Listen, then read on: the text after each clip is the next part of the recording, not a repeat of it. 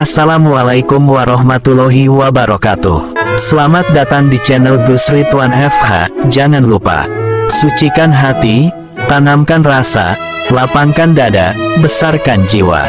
Tolong bantu kembangkan channel Gus Ridwan FH dengan cara subscribe, like, comment, and share.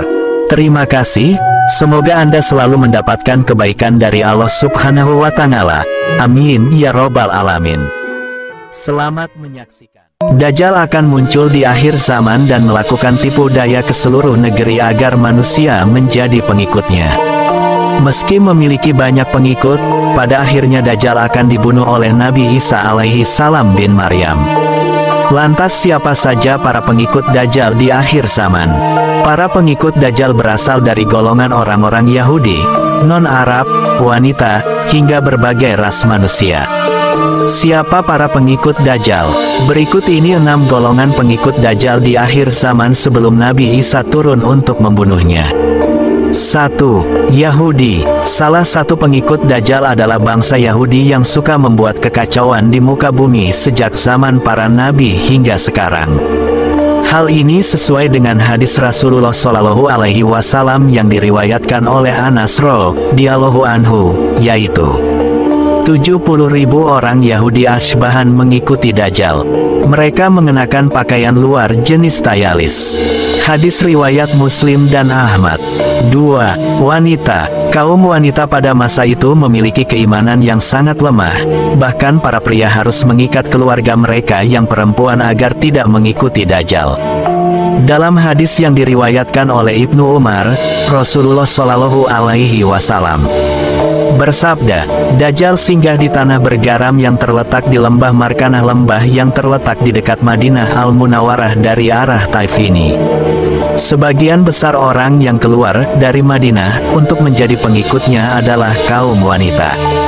Sampai-sampai seorang pria membujuk ibunya, putrinya, dan bibinya, lalu mengikat mereka karena khawatir mereka pergi menemui Dajjal. Hadis riwayat Imam Ahmad. 3. Setan dan jin. Setan dan jin adalah penghuni surga sebelum Nabi Adam diciptakan. Namun setelah manusia pertama diciptakan, mereka ingkar dan bersumpah akan selalu menyesatkan manusia agar masuk ke dalam neraka.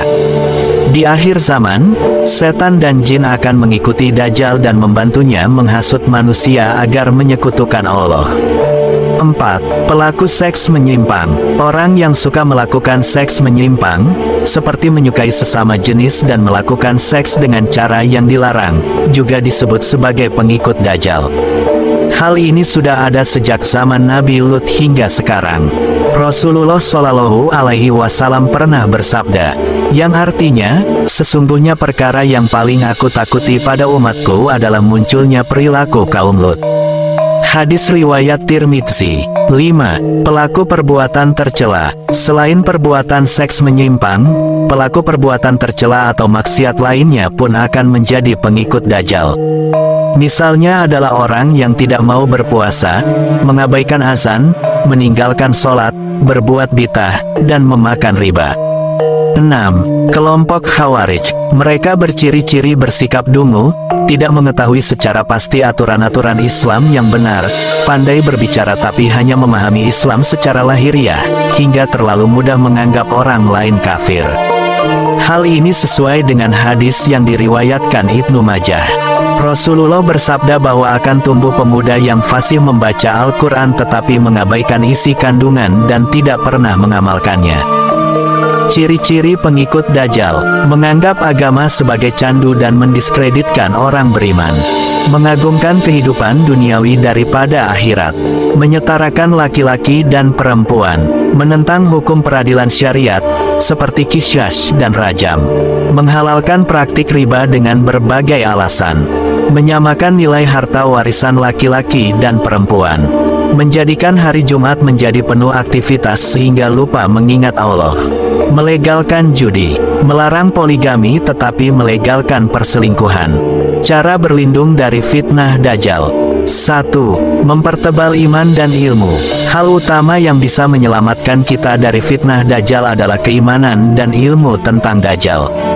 Kita harus mengetahui ciri-ciri Dajjal dan tipu dayanya, sehingga bisa menghindarinya.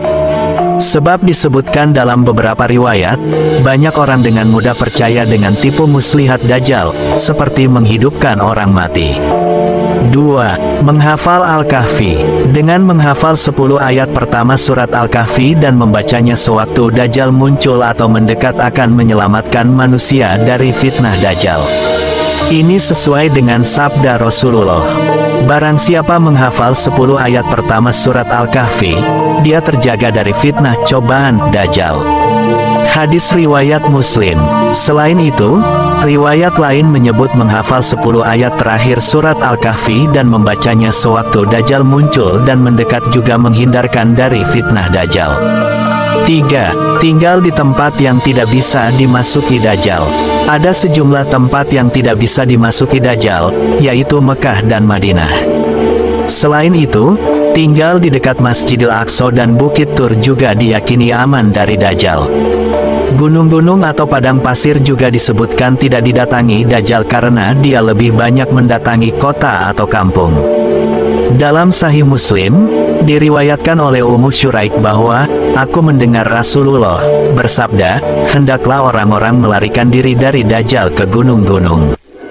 Hadis riwayat Muslim.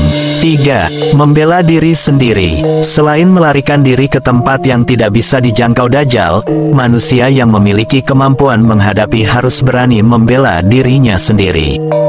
Dalam sebuah hadis riwayat Muslim, Rasulullah bersabda, jika dia, Dajjal, muncul, sementara aku masih hidup di tengah kalian, akulah yang akan menghadapinya untuk membela kalian.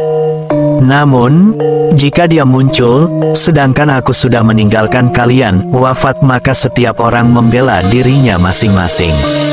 Semoga Allah menggantikanku untuk membela setiap muslim. Hadis riwayat Muslim. Jika menjumpai Dajjal, kita juga bisa meludahi muka Dajjal.